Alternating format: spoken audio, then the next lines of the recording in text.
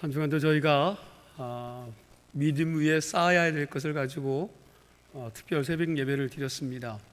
바라기는 이 추수감사주일에, 그리고 여러분들이 이 감사하는 절기에 더 많은 것들로 하나님 앞에 쌓아서 주님께 영광 돌릴 수 있는 성도들과 교회가 되길 간절히 축원합니다. 예수 잘 믿고 사시는 믿음의 성도들이 되기를 축원합니다. 영국의 오스카 와일드라는 사람이 쓴 그날 이후라는 글에 나오는 내용입니다. 부활 승천하신 예수님이 하늘에서 잠시 이 땅으로 내려오셨습니다. 그 이유는 예수님이 지상에 계실 때에 많은 사람들에게 은혜를 베풀어 주셨는데, 그 사람들이 은혜를 받고 나서 그날 이후에 어떠한 삶을 살아가고 있는지 확인해 보기 위함이었습니다. 예수님은 제일 먼저 전에 앉은뱅이를 고쳐주셨던 것을 기억하시고 그 사람이 어떻게 사는지 돌아보고 싶었습니다. 가 보았더니 이 사람은 지독한 술 주정뱅이가 되어버렸고 말았습니다. 대낮부터 술에 취해서 손발도 몹시 떨고 있는데, 거기에 보니까 폐인이 다 된 것입니다. 예수님은 그를 알아보시고 측은한 심정으로 묻습니다. 아니, 내가 너의 다리를 고쳐주었지 않느냐? 도대체 어찌하다가 이 모양이 되었느냐? 그러자 이 사람이, 예수님, 내가 앉은뱅이로 있었을 때 내 다리를 고쳐주신 거 정말 감사하고 고맙습니다. 그러나 걸으면 뭐합니까? 멀쩡한 직업 하나 구할 수 없는데 차라리 나를 다시 앉은뱅이로 바꾸어 주십시오. 속 편한 거지가 낫겠습니다. 그 뒤에 예수님은 간음죄를 범했던 창녀를 용서하신 것을 기억하시고 그 여인을 찾았습니다. 그런데 그 여인은 예전 생활로 돌아가 버리고 말았습니다. 얼굴에 아주 진한 화장을 하고 지나가는 남자들에게 눈웃음을 지으면서 유혹의 손길을 뻗치고 있습니다. 예수님은 그 여자에게 너는 어찌하다가 청산했던 옛 생활로 다시 돌아갔느냐고 물으셨습니다. 그 여인이 예수님을 알아보고 대답합니다. 당신이 내 죄를 용서해 주시고 그리고 그런 굴에서 건져주신 거 너무나도 고맙고 감사한 일입니다. 하지만 그 이후에 아무도 나를 받아주지 않았습니다.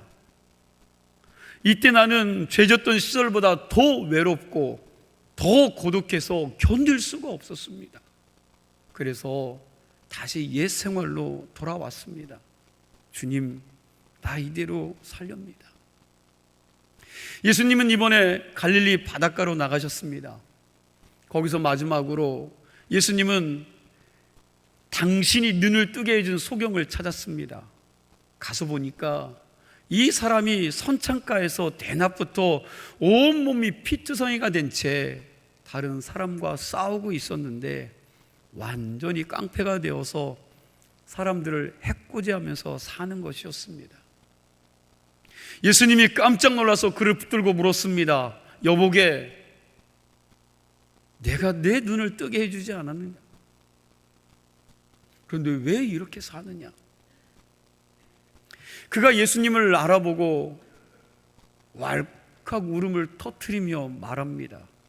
예수님, 내가 눈먼 소경이었을 때 그래도 마음만은 편했습니다. 그런데 이 더러운 세상 두 눈 뜨고 보면서 살려고 하니까 우라가 치밀어서 견딜 수가 없습니다. 보지 않았을 때는 몰랐는데 이 세상의 이 부조리한 것들을 보고 나니 이 우라가 치밀어서 견딜 수가 없습니다. 그래서 되는 대로 분풀이를 하다 보니까 지금과 같이 되고 말았습니다. 차라리 나를 다시 소경으로 만들어 주세요. 여러분, 이 글에 대해서 어떻게 생각하십니까? 이 이야기가 우리에게 주는 교훈은 분명합니다. 우리가 하나님의 은혜를 받는 것도 중요합니다. 그러나 그것보다 더 중요한 것은 우리가 받은 이 은혜를 잘 간직하고 유지하며 지켜나가는 일을 믿습니다. 은혜 받는 거 중요하죠. 여러분, 예배 드리다가 찬양하다가 은혜 받는 거 좋습니다. 그런데 대부분 여러분 믿음의 성도들이 여기서 끝나버린다는 겁니다. 은혜 받고 끝나요. 그런데 한 걸음 더 나아가서 은혜 받는 것에서 끝나는 것이 아니라 그 받은 은혜를 지키고 간직하고 지키면서 더 성장하는 삶이 되어야 된다는 사실입니다. 오늘 본문에도 받은 은혜를 잃어버리고 떠난 사람들의 모습이 나오고 있습니다. 예수님께서 인류의 죄를 대속하시기 위해서 예루살렘으로 향하여 가던 도중에 예수님의 일행들이 사마리아와 갈릴리 변방 사이에 지나가게 되었습니다. 그때 그곳에서 살고 있었던 10명의 버림받은 문둥병자들이 이 주님을 만나게 됩니다. 오늘은 이 10명의 나병 환자들의 병 고침 받는 과정을 깊이 묵상해 보므로 어떠한 믿음이 진짜 복받는 믿음인지 교훈을 얻는 복된 시간이 되시기를 바랍니다. 첫째, 10명의 문둥병자들은 여러분 똑같이 예수님께 나아가 자신의 문제를 놓고 간절히 부르짖었다는 것입니다. 이 10명의 문둥병자들은 감히 예수님의 행렬에 여러분 접근하지도 못한 채 상당한 거리를 두고 소리를 칩니다. 예수 선생이여, 예수 선생님이여, 우리를 좀 불쌍히 여기소서. 예수 선생이여, 우리를 불쌍히 여기소서 하고 10명의 문둥병자가 자기의 처지를 놓고 예수님께 부르짖었습니다. 나병, 문둥병은 육체의 감각이 사라지는 병입니다.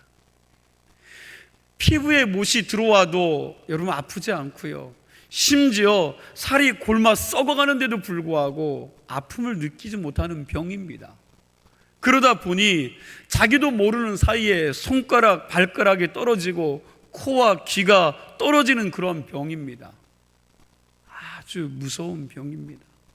그러나 이것보다 더 무서운 것은 이 병은 전염성이 너무 강하기 때문에 다른 사람들이 내게 가까이 올 수도 없고, 그리고 내가 다른 사람에게 가까이 갈 수도 없습니다.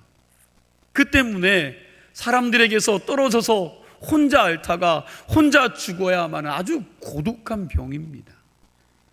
어느 누구도 가까이 하려고 하지 않고 가까이 할 수도 없는 병입니다. 그래서 지금도 그렇지만 2000년 전 당시에 문둥병자들은 동네로부터 쫓겨나가 격리되어 살 수밖에 없었습니다. 이들이 어쩌다가 동네 안에 필요한 것들을 구하러 들어가게 되면 사람들이 미리 피할 수 있도록 하기 위해서 이들이 외치죠. 나는 부정한 자입니다. 나는 부정한 자입니다. 나는 부정한 자라고 크게 소리치며 들어가야 했습니다. 오늘 본문에 나오는 이 10명의 문둥병자 또한 멀찍이서 예수님께 외치는 것 외에 다른 방법이 없었습니다. 그런데 이게 바로 기도입니다. 병 고침이 너무나도 절실했기에 그들이 할 수 있는 유일한 방법은 기도로서 예수님의 발걸음을 멈추게 한 것입니다. 이런 상황에서 기도할 수 있다는 것이 얼마나 큰 축복인지 모릅니다. 이들은 그 불행한 처지에서 그 불치의 병을 끌어안고 가서 호소할 수 있는 유일한 대상이 예수님임을 발견하고 그 앞에 나아가 부르짖는 것입니다. 시편 50편 15절 말씀을 보니까 하나님께서 당신을 믿는 백성들에게 이렇게 약속하셨습니다. 우리 함께 읽겠습니다. 환난 날에 나를 부르라. 내가 너를 건지리니 내가 나를 영화롭게 하리로다. 아멘. 환난 날에 뭐 하라고요? 나를 부르라 그랬는데 환난 날에 하나님의 이름을 부르는 것이 여러분 기도입니다. 환난을 만났을 때, 어려움을 만났을 때 내게는 그게 불가능한 일이지만 전지전능 하나님께서는 그에게 얼마든지 가능한 일이고 그리고 우리가 그 하나님께서 가능하다는 사실을 믿고 하나님의 전지전능하신 그 손길에 매달리는 행위, 이게 기도라는 것입니다. 여러분은 여러분들이 당한 어려움을 놓고 하나님을 의지하며 기도하고 계십니까? 아니면 어려움을 당해도 그 하나님 앞에 나와 구하지 않으십니까? 하나님 외에 다른 방법이 있다면 여러분 그거 의지하십시오. 그러나 주님밖에는 다른 방법이 없다면 이 10명의 나병 환자처럼 철저히 하나님만 의지하며 그분께 나아가 소리 높여 부르짖고 간구하시기를 부탁드립니다. 부정한 나병 환자의 부르짖음을 들으시고 그들 가까이 다가오셔서 그들의 기도에 응답해 주셨던 예수님은 기도하는 여러분 곁에 가까이 다가가서 여러분들의 간구를 들어주시는 하나님인 줄로 믿습니다. 그분은 어떤 죄인도 결코 외면하지 않으시는 사랑의 하나님을 믿으시기 바랍니다. 그 하나님 앞에 여러분들의 문제를 놓고 구하고 찾고 기도하는 성도들이 되기를 간절히 축원합니다. 둘째, 10명의 나병 환자들은 말씀을 듣고 똑같이 순종함으로 기적을 경험했습니다. 첫 번째는 주님께 가서 기도를 했을 뿐만 아니라 여러분 두 번째, 똑같이 순종함으로 기적을 경험했다는 거예요. 예수님께서 문둥병자들의 간절한 소리를 듣고 이렇게 말씀하십니다. 14절 말씀을 보니까 보시고 이르시되 가서 제사장들에게 너희 몸을 보이라 하셨더니 그들이 가다가 깨끗함을 받은지라. 여기서 중요한 말씀은 그들이 뭐 하다가요? 가다가. 그들이 가다가 깨끗함을 받은지라입니다. 예수님께서 그들에게 이런 치유기도 한 번 해주지 않았습니다. 한마디 말씀만 하셨습니다. 뭐라고요? 가서 제사장에게 내 몸을 보이라는 거예요. 여러분 이 말씀밖에는 없습니다. 구약 성경에 보면 제사장에게 문둥병자들이 가는 이유는 딱 하나밖에 없어요. 왜 가느냐? 내 병이 깨끗하게 다 나았다는 증명서를 받기 위해서 가는 것입니다. 자유인이 되기 위해서 가는 겁니다. 그런데 지금 이들의 상태는 어떻습니까? 아직 병이 나은 것이 아닙니다. 고쳐주지도 않고 제사장에게 가서 너희의 몸을 보이라고 하시는데 만약 제사장 앞에 가서 검사를 받았는데 안 나았으면 여러분 어떻게 될까요? 성경에 보니까 부정한 자가 제사장과 하나님을 기반했으니 돌에 맞아 죽는 것입니다. 그런데 이들이 예수님의 그 단순한 명령, 그 말씀 한마디를 의지하여서 모두 다 제사장을 찾아가는 순종의 발걸음을 내딛는 것입니다. 지금 예수님의 이 명령을 듣고 출발하기 전까지 여전히 이들의 몸은 더러운 고름이 질질 나오고 냄새가 펄펄 나고 손가락 막 떨어진 그런 상태입니다. 아무리 돌아보아도 자기 몸이 나았다는 증거가 없습니다. 이런 상태로 제사장에게 가면 뭘 어쩌겠다는 겁니까? 그럼에도 불구하고 이 10명의 문둥병자는 주님의 명령에 순종하여 제사장을 찾아가고 있습니다. 그런데 가라는 그 명령에 따라서 순종하고 걸어가다 보니까 어떤 일들이 일어나요? 여러분 가는 도중에 기적이 일어난 것입니다. 자기들의 몸이 깨끗하게 된 거예요. 제사장에게 가라는 그 주님의 명령을 받고 아멘 하고 가니까 그들의 순종하는 그 행위를 통하여 하나님의 기적이 나타났다는 것입니다. 이 10명의 나병 환자에게는 순종하는 믿음이 공통적으로 있었다는 것입니다. 주님의 말씀에 순종만 해도 기적은 반드시 일어나는 줄로 믿으시기 바랍니다. 자, 이만하면 여러분 해피엔딩으로 끝나니 말씀의 기록이 좀 멈춰도 좋았을 텐데, 여러분 그 뒤에 후속 이야기가 또 남아 있습니다. 우리 성도들의 엔딩은 여기가 끝이 아니라는 것입니다. 내가 해결할 수 없는 인생의 문제를 들고 예수님께 나아가 기도를 통해 말씀하시는 그 주님의 음성을 듣고 순종하여 내 삶에 기적을 체험했습니다. 그러면 다 끝난 거 아닙니까? 그런데 끝이 아니라는 겁니다. 진짜 복은 그 후에 달려 있습니다. 마지막으로 이들이 달려갔던 한 가지 이유가 뭘까요? 여러분 다 달려갔습니까? 10명 중 단 한 명만이 하나님께 감사와 영광을 돌려 온전한 구원을 받은 줄로 믿으시기 바랍니다. 이것이 오늘 본문이 기록된 이유이고 우리에게 말씀하시고자 하는 주님의 심정이 담긴 교훈인 줄로 믿습니다. 진정한 축복은 내 문제 해결에서 끝나는 것이 아니라 그 문제가 해결되어졌을 때에 하나님께 감사와 영광을 돌릴 때 주어진다는 사실을 기억할 수 있는 성도들이 되시기를 축원합니다.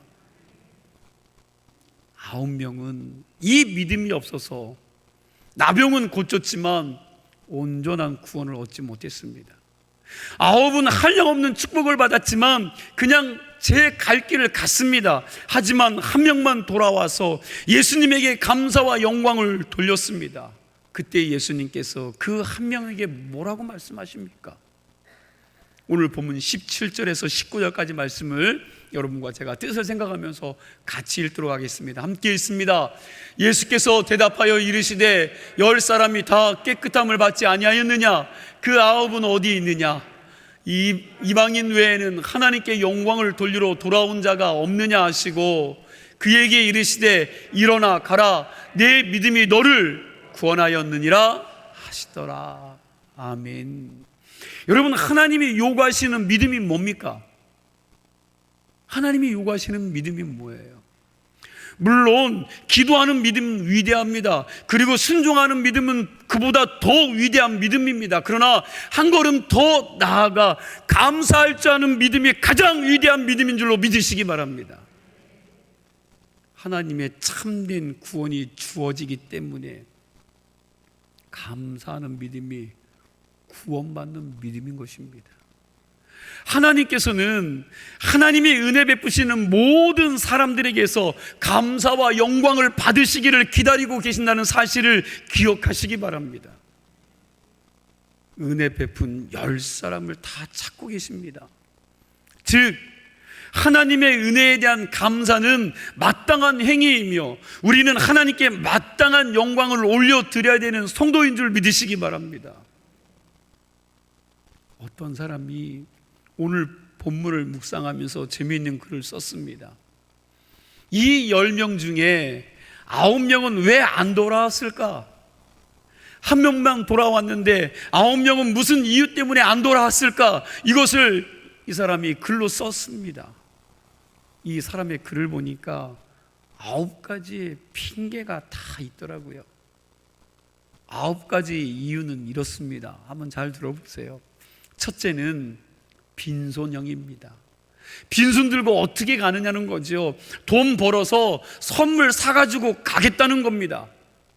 근데 여러분, 예수님께서 뭘 원하시겠습니까? 여러분, 예수님께서 원하시는 게 뭡니까? 주님은 그저 주여 감사합니다, 이 마음 하나면 족하십니다. 수많은 사람들이 어떤 면에서 빈손 들고 못 간다는 핑계 때문에 감사할 줄 모릅니다. 두 번째는 양보형입니다. 양보. 10명이나 나왔는데 나까지 갈 필요가 없다는 거죠. 10명이 나왔는데 나까지 갈 필요가 없다는 겁니다. 대표만 가면 된다는 겁니다. 이건 감사할 책임을 다른 사람에게 전가하는 얌체형입니다. 얌체. 세 번째는 의심형입니다. 의심. 내가 지금 병이 나았지만 이게 다 완치되었는지 얼마 동안 좀 두고 보자는 거죠. 재발되지 않고 확실하게 나은 다음에 나중에 가서 감사하겠다는 겁니다. 이게 의심형입니다. 네 번째로 공로형입니다. 내가 감사할 게 아니라 누가 감사해요? 예수님이 오히려 나에게 감사해야 된다는 거예요. 왜요? 예수님의 능력이 나를 통해서 나타났으니까 내가 실험 도구로 쓰여진 게 아니냐. 그러니 예수님이 나에게 감사해야 된다. 이게 공로형입니다. 다섯 번째, 망각형입니다. 망각. 물론 감사해야지요. 그런데 깜빡 잊었습니다. 살다 보니까 삶이 너무 바빠서 이 감사하는 것을 잃어버리게 되었습니다. 그러니 용서해 주십시오. 여러분, 이 사람은 하나님의 은혜를 잃어버린 사람입니다. 여섯 번째, 감격형입니다. 감격. 이러한 사람은 감정적인 감사와 감격만 있고 몸으로 드리는 헌신이나 섬김은 없습니다. 엄청나네. 하나님 이렇게 일하셨네. 여러분, 감격은 해요. 그것을 가지고 여러분 감격이 있습니다. 감성적으로 감격을 가지고는 있어요. 그러나 중요한 건 그 받은 감격을 가지고 섬기고 봉사해야 되는데, 헌신해야 되는데, 여러분 그건 없습니다. 고마운 것이 그냥 마음만으로 하는 겁니다. 일곱 번째는 연기형입니다. 감사해야죠. 그러나 지금은 할 일이 너무 많아서 시간이 없습니다. 좀 한가해지면 가서 하겠습니다는 뒤로 미루는 형이죠. 여덟 번째는 부담형입니다. 부담. 가야 된다는 마음은 언젠가 찾아가야지 하면서 여러분 자꾸 마음에 부담만 갖는 거예요. 가야 된다는 건 압니다. 그런데 지금 당장이 아니라 그냥 이 부담만 가지고 사는 겁니다. 이런 사람은 평생 감사 한번 제대로 못하고 사는 사람일 것입니다. 마지막으로 아홉 번째가 비교형이에요. 비교형. 나만 고침받았느냐? 아홉이나 더 고침받았는데 다 안 가더라. 근데 나라고 꼭 가야 하는가? 안 간다는 겁니다. 그리고 다른 친구들의 피부를 보니까 나보다 더 깨끗하게 고침받았는데 나는 그보다는 덜 고쳐진 것 같고 덜 치료받은 것 같습니다.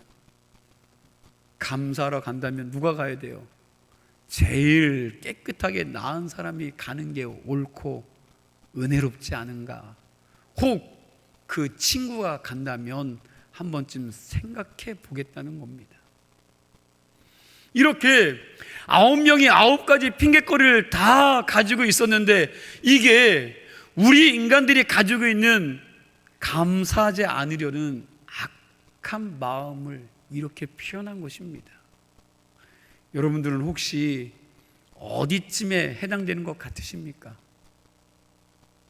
이 9가지 중에 현대인들에게 가장 많이 나타나는 감사를 상실하는 유형이 어떤 건지 아십니까? 여러분 어떤 거인 것 같습니까? 여러분 바로 비교형입니다. 비교형. 비교형이라고 말합니다. 어떤 이들은 이것이 감사를 빼앗아가는 도둑놈이라고 그랬는데 이것을 가리켜서 다른 말로 하면 상대적 빈곤감이라고 표현합니다. 상대적 빈곤감. 무슨 얘기입니까? 내가 행복하지 않은 게 아닙니다. 나도 행복합니다. 그런데 다른 사람과 비교해 보니까 저 사람이 나보다 더 행복한 것 같습니다. 그래서 내가 뭐해지는 거예요? 불행하게 느껴지는 겁니다. 사실 내가 지금 그렇게 없는 사람이 아닙니다. 그런데 옆에 있는 사람과 비교해 보니 내가 가진 것은 가진 것도 아닙니다. 그래서 하나님 앞에 하나님, 저 사람은 왜 저렇게 많이 축복해 주시고 나는 이것밖에 안 주십니까? 그런 마음을 가지고 신앙생활을 한다는 겁니다. 그래서 이 상대적인 빈곤감 때문에 감사하지 않고 오히려 억울해한다는 겁니다. 감사는커녕 불평과 불만이 막 쏟아져 나온다는 겁니다. 내가 지금 건강하지 않는 게 아닙니다. 건강합니다. 그런데 옆 사람의 건강한 것에 비하면 나는 너무나도 약합니다. 그래서 하나님 앞에 하나님, 저 사람은 저렇게 건강하게 만들고 나는 왜 이렇게 약하게 만드셨습니까? 여러분, 그런 이유를 대면서 감사하지 않습니다. 오늘날 현대 신앙인들의 모습을 가만히 보면 이 비교용으로 하나님께 감사를 상실해버린 삶을 살아가고 있다는 생각을 해봅니다. 그러나 여러분, 진정한 감사는 자족하는 마음에서 나오는 줄로 믿으시기 바랍니다. 주신 것에 대해서 족한 마음을 가지고 족한 줄 아는 데서부터 감사가 우러나온다는 성경의 말씀을 여러분들 기억하시기를 바랍니다. 일본의 에도미 야스히로라는 사람이 신앙 수기를 썼습니다. 이 사람이 우리나라의 송명희 시인처럼 중증 뇌성마비에 걸린 장애인입니다. 이 사람은 뇌성마비로 인해서 자기 몸에서 움직일 수 있는 곳이 오직 엄지발가락 하나입니다. 엄지발가락 외에 다른 곳은 움직일 수가 없는 사람입니다. 그 엄지발가락으로 자판을 겨우겨우 2시간 두드리면 한 문장이 써지는데, 그렇게 해서 자기 신앙 수기를 쓴 것입니다. 이 사람이 엄지발가락이라는 책을 썼는데 그 책에 보면 이런 내용이 있습니다. 나는 초등학교 때 특수학교에 다녔고 가타야마 선생님을 만나게 되었습니다. 그 선생님은 항상 나에게 야스히로군, 야스히로군은 발가락을 움직일 수 있으니까 그 발가락으로 할 수 있는 일을 찾아보거라.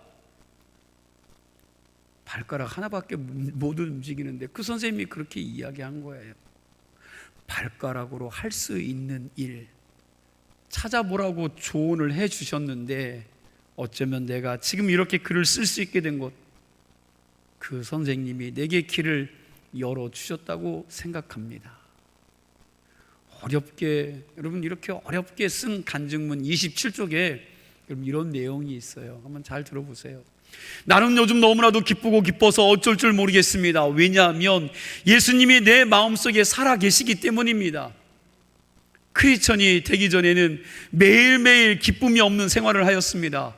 나는 무엇 때문에 태어났으며 무엇 때문에 살아가고 있는지 나 같은 중증 장애인이 살아보아야 별 수 있을까 하고 생각을 했습니다. 문자 그대로 나는 산송장이 되었습니다. 그런데 여름 성경 캠프에 참여하여 처음 성경 말씀을 듣고 진정으로 새로운 삶을 발견하게 된 것입니다. 내가 죄로 말미암아 벌을 받아 죽어 마땅한데 아무 죄 없으신 예수님께서 내 대신 가시면류관을 쓰고 십자가에 못 박혀 죽으셨다는 이야기를 들었을 때 나는 그렇구나 하는 생각이 들고 앞으로 예수님을 위해 살겠다고 생각을 했습니다. 그랬더니 그 순간 성령이 내 마음속에 들어오시게 되었고, 그 후 지금까지 7년간 나는 혼자가 아닌 하나님과 동행하며 정말 기쁜 나날을 보내고 있는 것입니다. 이 신앙 수기를 보면서 많은 생각을 했습니다. 엄지발가락 하나만 움직일 수 있는 사람이 이렇게 감격적으로 자기 인생을 살아가고 있는데, 여러분 10손가락, 10발가락, 아니 머리부터 발끝까지 사지가 다 멀쩡한 내가 그렇게 불만족한 게 많고 불편한 게 많은가? 어떻게 이렇게 불평하다가 하나님 앞에 섰을 때 하나님 앞에 매맞지는 않겠는가라는 생각을 해보았습니다. 장애인을 섬기는 어느 목사님이 그 고통스러운 목회를 신앙 수기에 적어 놓으신 글도 있습니다. 거기 중간 부분에 이런 글이 나옵니다. 자기가 섬기고 있는 장애인 중에 중년 여인 한 분이 교통사고로 허리까지 못 움직이는 여인이 있었습니다. 남편이 그렇게 된 그 중증 장애인이 된 여인을 버리고 이혼하고 도망갔습니다. 애들은 친정집에 맡기고 이 여인 혼자서 움직일 수 없는 허리를 움직여가며 살아가는데, 그 목사님이 그 집에 가서 보니까 이건 사람 사는 게 아닙니다. 그래서 몇몇 성도들과 함께 가서 그 여인을 떠안으면서 우리하고 같이 살자고 데리고 와 같이 사는데 그분이 소원이 있다고 그럽니다. 목사님이 이야기합니다. 그 소원이 뭐냐 그랬더니 그 여인이 돼지고기 삼겹살 한번 실컷 원 없이 먹었으면 좋겠습니다. 여러분, 그 여인의 소원이에요. 삼겹살 고기를 정말 실컷 원 없이 먹고 싶다라는 겁니다. 어려운 일이 아닌지라 그날 저녁에 그 목사님께서 원 없이 실컷 그가 먹을 수 있게 해 주었다고 합니다. 이 부분을 읽으면서 제가 이런 생각이 들었습니다. 하나님, 용서해 주십시오. 이 땅 한 구석에는 돼지고기 삼겹살 그거 하나 실컷 먹는 것이 소원인 사람도 있는데 우리는 얼마나 많이 가지고 있으며 우리는 얼마나 많이 먹으면서도 하나님 앞에 감사할 줄 모르고 살았습니다.